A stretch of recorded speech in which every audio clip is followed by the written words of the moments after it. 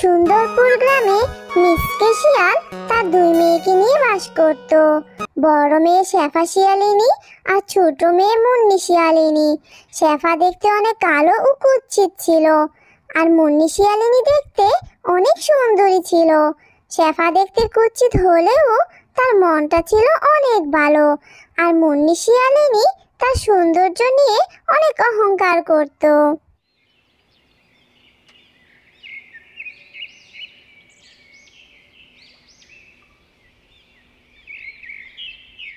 একদিন মিসকে শিয়াল যখন বাহিরে কাজে যাচ্ছিল, তখন শেফা শিয়ালিনী সেখানে আসে।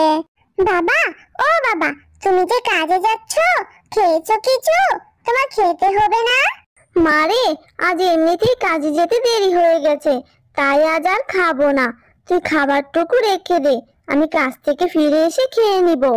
বাবা, তুমি রোজ রোজ এইভাবে বলে না খেয়ে কাজে চলে যাও। আমি আজ তোমাকে না খেয়ে যেতেই দিব না। তুমি ঘরে এসো তো, আমি খাবার বেড়ে দিচ্ছি।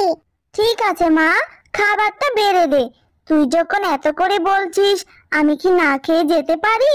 এরপর মিসকে শিয়াল ঘরে চলে আসে, আর শেফা তার বাবাকে খাবার খেতে দেয়।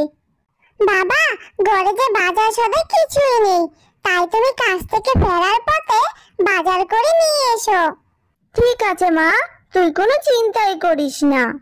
তারা বাবা মেয়ে যখন কথা বলছিল, তখনই সেখানে মুন্নি চলে আসে। বাবা, ও বাবা, আমাকে কিছু টাকা দাও তো, আমার টাকা যে খুব দরকার। কেন রে মা, তুই টাকা দিয়ে কি করবি শুনি? টাকা দিয়ে কি করব না করব সেটা কি তোমাকে বলতে হবে নাকি?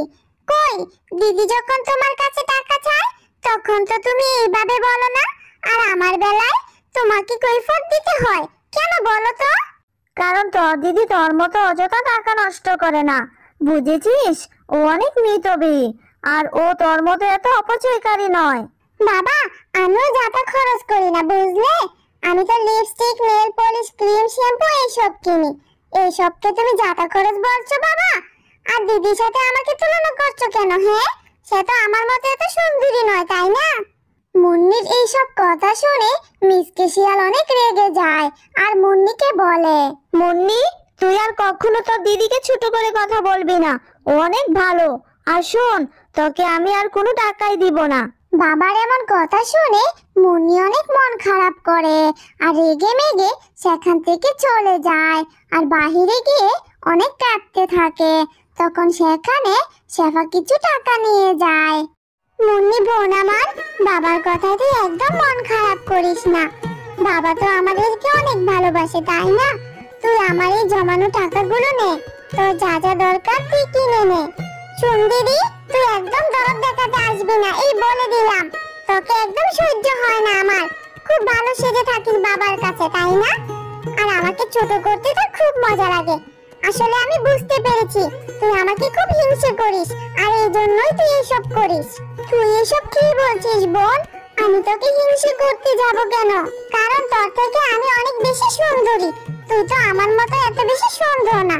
দেখিস না, গ্রামের সবাই আমাকে কত বেশি পছন্দ করে, আর তোকে তো পাত্রপক্ষ দেখতে এলে আমাকেই পছন্দ করে।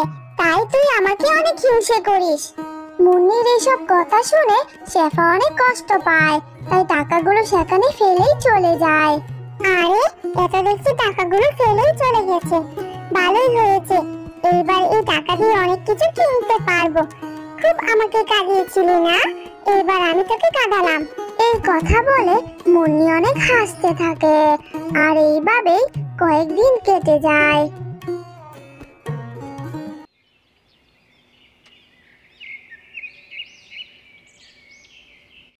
একদিন মিসকে শিয়াল শেফাকে বলে, মা শেফা, আজ তোকে পাত্রপক্ষ দেখতে আসবে, তুই একটু সুন্দর করে সেজে গুজে থাকিস তো মা। তখন সেখানে মুন্নি চলে আসে।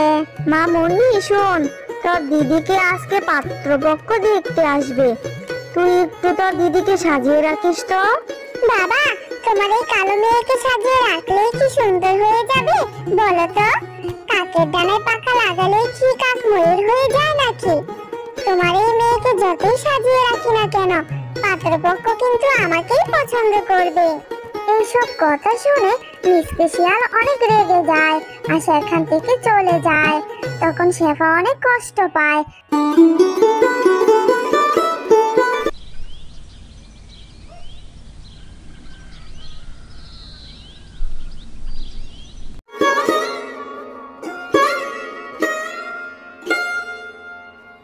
আর কাঁদতে কাঁদতে বনের মধ্যে একটা গাছের নিচে গিয়ে দাঁড়িয়ে থাকে।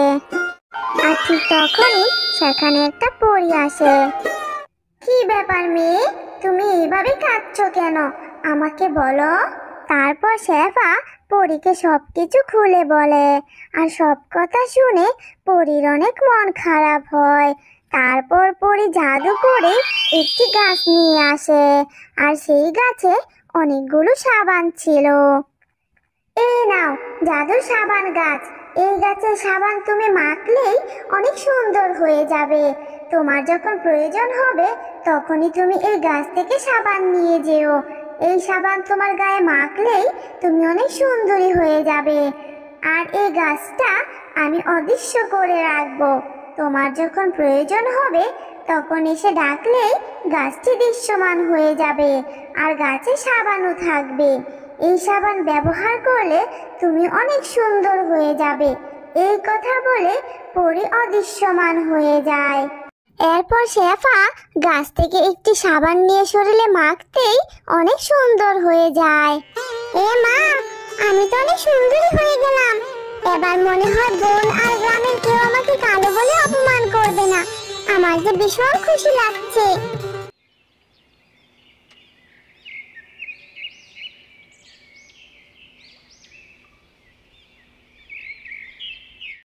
তারপর শেফা বাড়ি চলে আসে।